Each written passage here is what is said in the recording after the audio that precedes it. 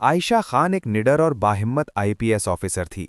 एक अहम मीटिंग के बाद वो रात तकरीबन 11 बजे अपने घर वापस लौट रही थी। ड्यूटी की वजह से उसे देर हो गई थी।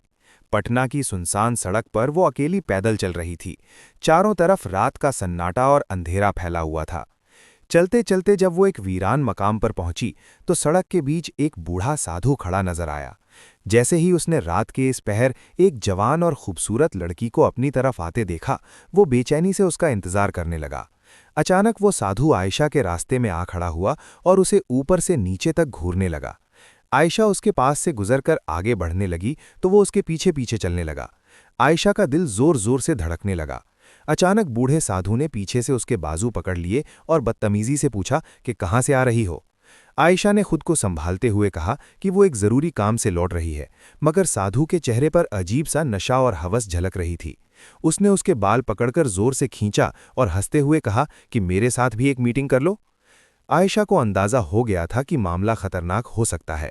उसने पीछे हटना शुरू किया, मगर साधु उसकी तरफ बढ़ता रहा। अचानक वो उस पर झपटा तो आयशा ने पूरी ताकत से दौड़ लगा दी। साधु भी उसके पीछे भागने लगा। सांस फूल चुकी थी, कदम लड़खड़ा रहे थे, मगर आयशा जान बचाने के लिए दौड़ती रही। अचानक साधु ने पीछे से धक्का दिया और वो सड़क पर गिर गई।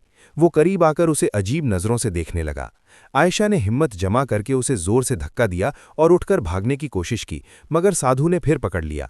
वो उसे जबरदस्ती जंगल की तरफ एक पुरानी कोठी के पास ले गया और अंदर धकेल दिया। कोठी के अंदर अंधेरा, खामोशी और खौफ का राज था। साधु अपनी दरिंदगी पर उतर आया था, मगर आयशा की नज़र एक पुराने लकड़ी के डंडे पर पड़ी। जैसे ही साधु उसकी तरफ बढ़ा, आयशा ने पूरी ताकत से वो डंडा उसके जबड़े पर दे मारा। साधु चीखता हुआ पीछे हट गया। आयशा मौका पाकर भाग निकली। नंगे पांव जख्मी कदमों के साथ वो जंगल में दौड़ती रही। साधु मुसलसल उसका पीछा करता रहा। आखिरकार आयशा एक वीरान पुराने कारखाने में छुप गई। साधु अंदर आ गया और उसे धमकियां देने लगा, मगर आयशा ने हिम्मत नहीं हारी। उसने मौका पाकर एक बार फिर उसे धक्का दिया और बाहर निकलकर भाग गई। काफी जिद्दोजहद और जहानत के बाद आयशा ने साधु को अपने जाल में फंसाया।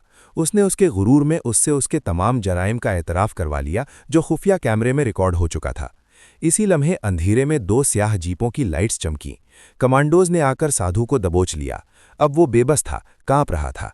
आयशा उसके सामने आई और फख्र से कहा, तुम जानते हो मैं कौन हूं? मैं आईपीएस ऑफिसर आयशा खान हूं। ये खेल तुम समझ रहे थे कि मेरे साथ खेल रहे हो, मगर असल में ये खेल मैंने तुम्हारे साथ खेला है। साधु को गिरफ्तार करके जेल मुंतकिल कर दिया गया। ये कहानी हमें सिखाती है कि हिम्मत, अक्ल और हौसले के साथ हर जुल्म का मुकाबला किया जा सकता है और आखिरकार सच और इंसाफ की ही जीत होती है। ये कहानी महज एक फर्जी तख्लीक है जिसका मकसद सिर्फ तफरीह और सबक देना है।